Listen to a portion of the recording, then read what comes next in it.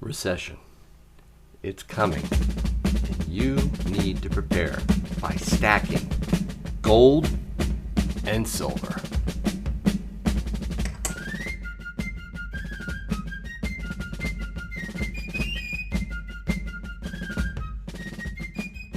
Thank you so much for watching Yankee Stacking. This is going to be more of a macroeconomic discussion, but it's really, really important that those stacking out there be encouraged by what you're doing, see what's coming, and those who are new to stacking or looking into stacking, this is one's for you as well. This period, I think, may be one of the last periods we have to help protect ourselves from what's coming. We have seen some amazing, dramatic fiscal and monetary craziness over the last week. Stuff that if I tried to pull on Mrs. Yankee, we could end up in divorce court. So, I mean, we're talking serious stuff. So, let's recap. What happened this week? Well, Donald Trump signed a budget bill, and I use the term budget probably as loosely as is linguistically possible for Yankee. This budget deal was lauded by Democrats and rhinos too in the Senate, and it will add trillions to our U.S. debt. This is the same guy who promised he'd wipe out the national debt in 8 years. So we can finally kiss the remnants of the Tea Party goodbye, right?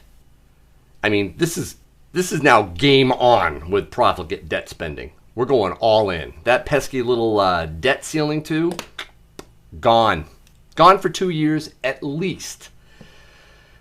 It was actually more of a debt target anyway, so they just wanted to get rid of it. Yeah, we don't need to worry about that. It just freaked everybody out when they were threatening to shut down the government or actually did shut it down. So let's get rid of the limits.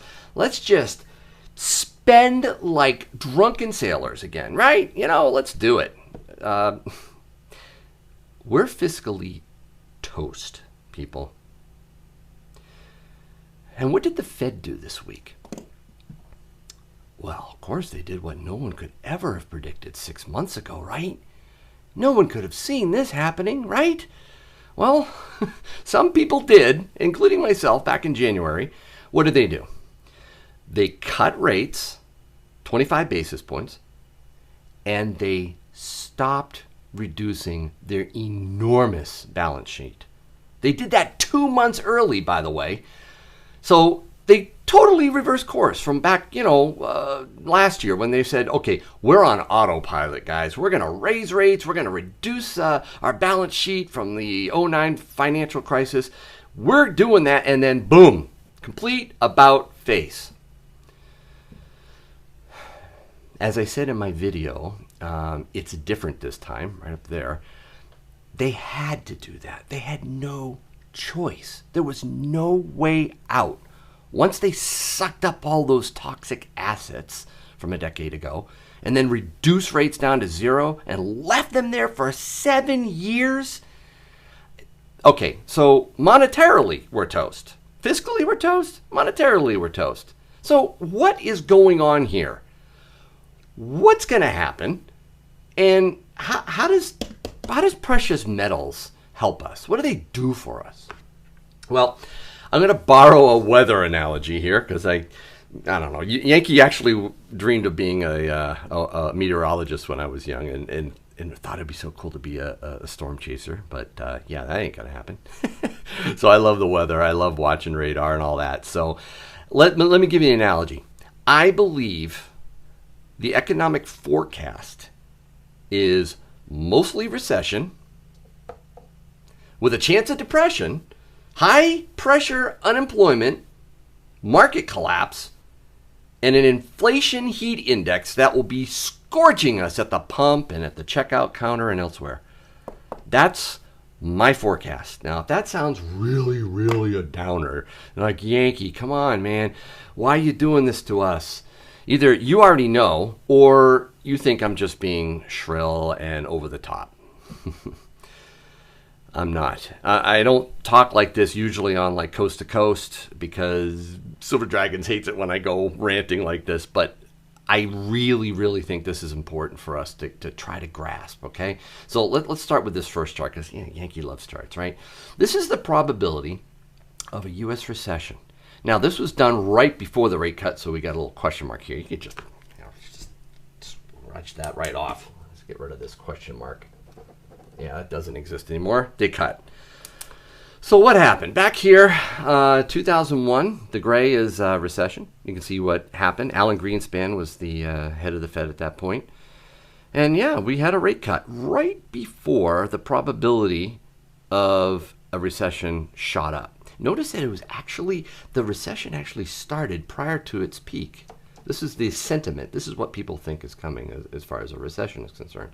So they cut, the recession hits, the expectations takes off, and then as rates come down, the expectation, okay, we're good, everything is awesome.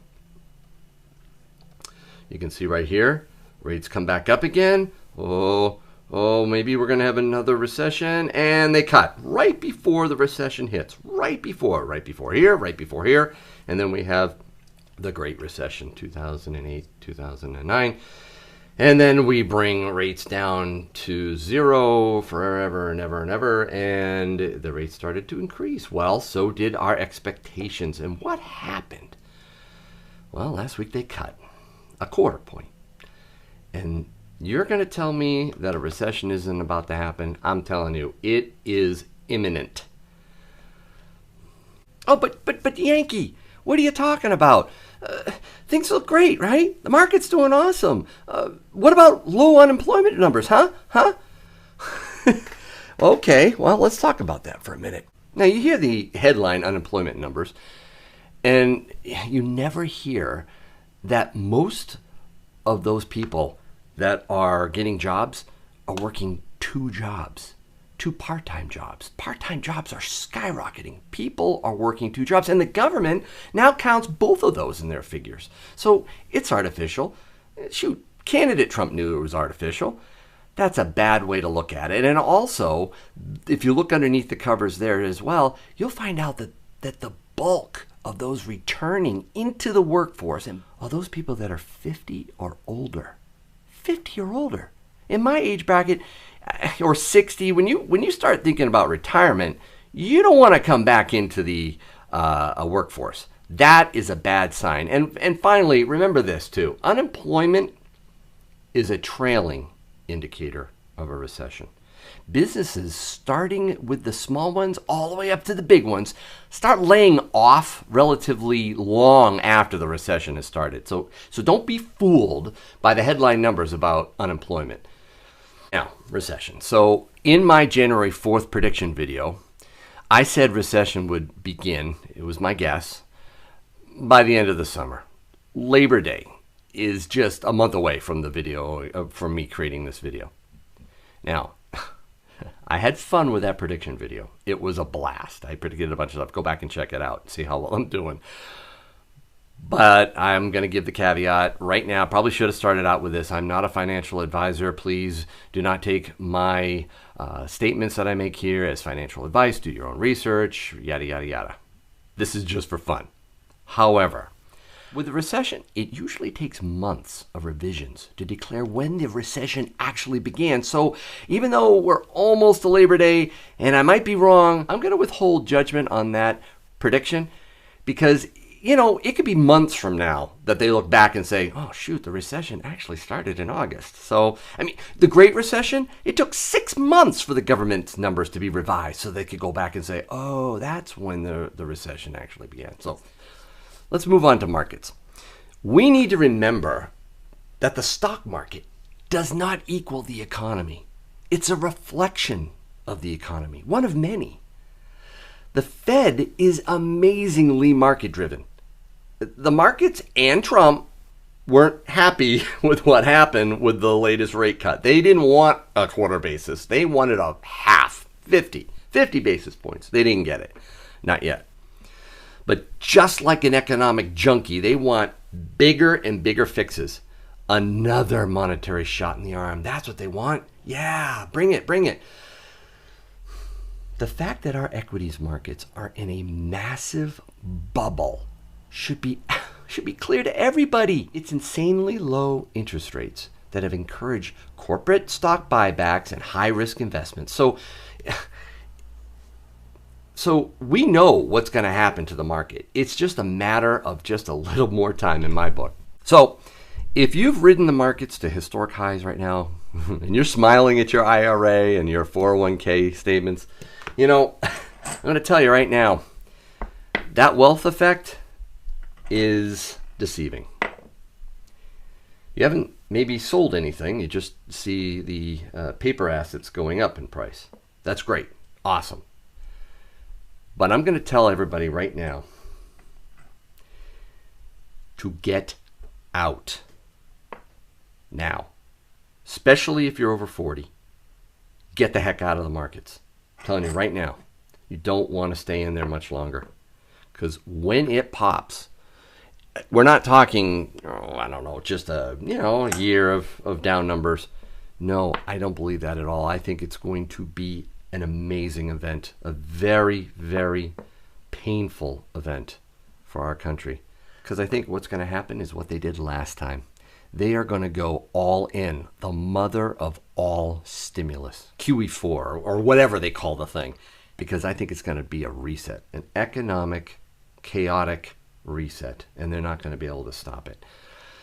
All right, so then what happens? Well, in my opinion, inflation is what we need to worry about. Let me throw this down there too. When the markets roll over, which I think is coming shortly, look at this. Where's all this massive money printing going to go? Look at it all. Right now, it's in our financial institutions. That's where it's locked up. That's where inflation is. But when the markets pop, that money is coming back into consumer prices. And I think the Fed is going to completely lose control of inflation. Let me show you one other thing here. This is inflation. Not so much the size of the money supply, but really a rate of consumer price index. So you can see the Fed loves to target, Yankee with the paper of charts. The Fed loves to target 2%. That's their goal. And recently, or since the last recession, you can see it's been below their target, below 2%. Ooh, and they're even talking about now it could go above 2%. It could be 2.5%, 3%. What's the big deal? It's been below 2% for so long. Yeah, that's not what you need to worry about. This is what you need to worry about. When all that money I showed you in the last chart comes out of the markets into our economy, consumer prices will skyrocket. We're looking back here in the 70s.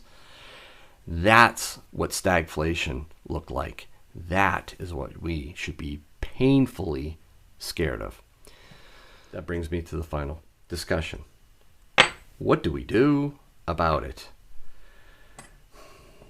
Some of you, or actually probably most of you out there, have stacked and stacked and stacked. And you're trying to stack. And maybe you're stacking because it's beautiful, because you're a collector type stacker. Maybe you think this is an awesome investment and you love getting silver and gold to flip. You're a flipper stacker. It's all about the trade. It's all about, what you can get, what's popular and all that. That's awesome. You should know by now Yankee is a prepper stacker. I'm preparing for chaos. I'm preparing for the Federal Reserve to lose control of inflation. It is a hedge of protection. It has historically held its value phenomenally well when inflation goes haywire. And that's what I believe is going to happen. So I encourage you, if you haven't started stacking, be a prepper. I say all the time, stack on, prep on. I prepare in a lot of different ways for what I think is coming. This is one of them. This is a hedge. You need to be stacking your silver and gold. You need to be redoubling your efforts. I'm trying really hard to get as much as I can before the values skyrocket. And I do think it's going up. Now, will it hit the moon? That's for a different video. I'll tell you how far I think silver and gold will go in another video. But for now, let this just sink in. A reset, a crisis, a collapse is coming. Be prepared.